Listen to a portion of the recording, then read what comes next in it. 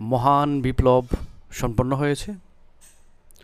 এই গণ অভ্যুত্থানের মধ্য দিয়ে একটি নতুন সরকার পরিচালিত হবে, যে সরকারের লক্ষ্য থাকবে একটি সুন্দর, একটি বৈষম্যহীন, একটি জনগণ বান্ধব রাষ্ট্র হওয়ার। কিন্তু এর আগে আর কিছু কাজে হাত দিতে হবে, যে কাজগুলো একটা রাষ্ট্রের জন্য সংকট সৃষ্টি করে, সেগুলোকে ঝেড়ে ফেলতে হবে। এটাই হবে এই রাষ্ট্রের জন্য অত্যন্ত গুরুত্বপূর্ণ চ্যালেঞ্জ। যদি প্রথমেই আসি কোন ব্যাপারগুলোকে গুরুত্ব দিতে হবে, কোনগুলোর উপর গুরুত্ব আরোপ করতে হবে, এর মধ্যে প্রথমেই আসে এই ফ্যাসিবাদ শাসনের আমলে, অর্থাৎ আওয়ামী সরকার যতদিন ছিলেন ততদিন তাদের প্রশাসনে আওয়ামী লোকজন প্রচুর পরিমাণ ঢুকিয়েছেন। পুলিশ, র্যাব, তারপর বিভিন্ন প্রশাসনের বিভিন্ন সাইটগুলোতে, যারা সবসময় আওয়ামী সরকারকে সমর্থন দিয়ে যেতেন। তাদেরকে চিহ্নিত করতে হবে কারা ছাত্রলীগ, যুবলীগ করে, যুবলীগ বললে ভুল হবে, কারা ছাত্রলীগ করে সরাসরি চাকরিতে ঢুকেছেন তাদেরকে চিহ্নিত করতে হবে। এবং দীর্ঘদিন যাবৎ প্রশাসনে থেকে যারা আওয়ামী ফ্যাসিবাদকে সহায়তা করেছেন তাদেরকে চিহ্নিত করতে হবে এবং সতর্ক থাকতে হবে। এরপর যে কাজটি আসবে সেটি হচ্ছে বাংলাদেশ থেকে সমস্ত সিন্ডিকেটকে ভেঙে দিতে হবে। কারণ আমরা জানি এই রাষ্ট্রের অত্যন্ত গুরুত্বপূর্ণ যেই সংকটগুলো রয়েছে সেগুলোর পিছনে দায়ী সমস্ত সিন্ডিকেট। সেটি হতে পারে ওষুধ প্রশাসন, সেটি হতে পারে গার্মেন্টস শিল্প, সেটি হতে পারে সিমেন্ট শিল্প, সেটি হতে পারে স্টিল শিল্প, সেটি হতে পারে বাংলাদেশের অন্যান্য শিল্প কারখানা, অথবা যে কোনো সাইডে আমরা দেখব, সেই সাইডে আমরা দেখি প্রচুর সিন্ডিকেট রয়েছে, সেগুলোকে ভেঙে দিতে হবে। কারণ এই সিন্ডিকেটের কারণে আজকে রাষ্ট্রের আরও এত জটিল সমস্যা, জনগণের এত দুর্ভোগ। যদি সিন্ডিকেটটি ভাঙা যায় তাহলে অচিরেই দেশে শান্তি ফিরে আসবে বলে বিশ্বাস করি। এই জন্য সকলের সর্বাত্মক সহায়তা করতে হবে, আওয়াজ তুলতে হবে যেন এই সিন্ডিকেট অচিরেই ভেঙে ফেলা যায়। তারপর যে কাজটি করতে হবে, নতুন সরকার গঠন করার পর দুর্নীতি, ঘুষ এবং দ্রব্যমূল্যের ঊর্ধ্বগতি যেন না ঘটে সেদিকে খেয়াল রাখতে হবে। কারণ প্রশাসনের যে পরিমাণ দুর্নীতিগ্রস্ত লোক আছেন তাদের চরিত্র সহসাই বদলে ফেলা যাবে না।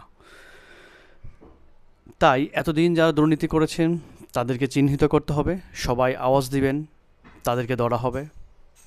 ঘুষ বাণিজ্য যেখানে চলে সেই জায়গাগুলো চিহ্নিত করুন, সেগুলো নিয়ে ফেসবুক, ইউটিউব বিভিন্ন জায়গায় লেখালেখি করুন, আওয়াজ দিন। আর সবচেয়ে গুরুত্বপূর্ণ যে বিষয়টি সেটি হচ্ছে দ্রব্যমূল্যের দাম কমানো। কারণ ইতিমধ্যে আমরা আলোচনা করেছি, সিন্ডিকেট ভাঙতে পারলে এই সব কিছুই একটা নিয়ন্ত্রণে চলে আসবে মনে হয়। আসার সম্ভাবনাটা খুব বেশি, কারণ সিন্ডিকেট বাণিজ্যের কারণেই সব কিছুর এত আমরা দ্রব্যমূল্যের ঊর্ধ্বগতি দেখতে পাই। যদি সিন্ডিকেটগুলি ভেঙে দেওয়া যায়, যদি কৃষককে সরাসরি তার পণ্য কিনে জনগণের কাছে পৌঁছে দেওয়া যায়, অথবা কৃষককে তার ন্যায্য মূল্যের জন্য পারিশ্রমিক দেওয়া হয়, মধ্যস্বত্বভোগীদেরকে বিলোপ করা হয়, তাদের প্রতি যে তাদের দিকে যেন বিশেষ নজর দেওয়া হয়, সেই জিনিসগুলোকে খেয়াল দিতে হবে। আরও যে বিষয়গুলোর উপর গুরুত্ব আরোপ করতে হবে তার মধ্যে হচ্ছে 5টি মৌলিক চাহিদা তো অবশ্যই গুরুত্ব দিতে হবে। যারা বহির্বিশ্বে যাচ্ছেন, প্রবাসী ভাই বোন আছেন, তাদের দক্ষতার উন্নয়ন ঘটাতে হবে। শিক্ষায় বৈপ্লবিক পরিবর্তন আনতে হবে। চিকিৎসায় যত জঞ্জাল আছে সেগুলো ঝেড়ে ফেলতে হবে। মানুষের বাসস্থানের ব্যবস্থা করতে হবে। এই বিষয়গুলোর প্রতি যদি নজর দেওয়া হয় তাহলে একটি রাষ্ট্রের পরিবর্তন সাধন খুব দ্রুতই হবে বলে বিশ্বাস করি। তারপর বর্তমান প্রযুক্তির যুগে আমাদের এই তরুণ প্রজন্ম অনেকটা এগিয়ে গিয়েছে, বহির্বিশ্বের সাথে তাল মিলিয়ে বিভিন্ন প্রতিযোগিতায় তারা দেখতে পাচ্ছি ভালো প্লেস করছেন, সেগুলোর প্রতি আমাদের গুরুত্ব আরোপ করতে হবে। কারণ আমরা জানি একটি সরকার, একটি রাষ্ট্র যদি এই বৈজ্ঞানিক ক্ষেত্রে গুরুত্ব আরোপ করে তাহলে একটি দেশ অচিরেই সাফল্যের শিখরে উঠবে বলে বা উঠে যায় বলে আমরা দেখেছি। তাই রাষ্ট্রের অত্যন্ত গুরুত্বপূর্ণ কাজ হবে একটি বিজ্ঞানভিত্তিক, একটি যুক্তি নির্ভর, একটি জনবান্ধব রাষ্ট্র গঠন করার, যেন এদেশের মানুষ আর কখনো কোনো দিন দুঃখে কষ্টের সাথে বসবাস না করতে হয়। কারণ আমরা জানি, আমরা দেখেছি অতীতের ন্যায় বিগত সরকারগুলোর প্রত্যেকটি সরকারের বেলায় জনগণ কী পরিমাণ দুর্ভোগ পোহাতে হয়েছে, জনগণকে কী পরিমাণ দুর্ভোগ পোহাতে হয়েছে সেগুলো আমরা ভুলে যাইনি। তাই নতুন সরকার গঠন করার আগে এগুলো অবশ্যই মাথায় রাখতে হবে, ভেবেচিন্তে সতর্কভাবে যা কিছু করুন সতর্ক এবং ভেবেচিন্তেই করতে হবে, রাষ্ট্রের মানুষের কল্যাণের কথা চিন্তা করে করতে হবে। যাই হোক, ধন্যবাদ সকলকে। ভিডিওটি আর লেন্দি করব না, পরবর্তীতে আমরা নতুন কোনো ভিডিও নিয়ে আসবো। ধন্যবাদ।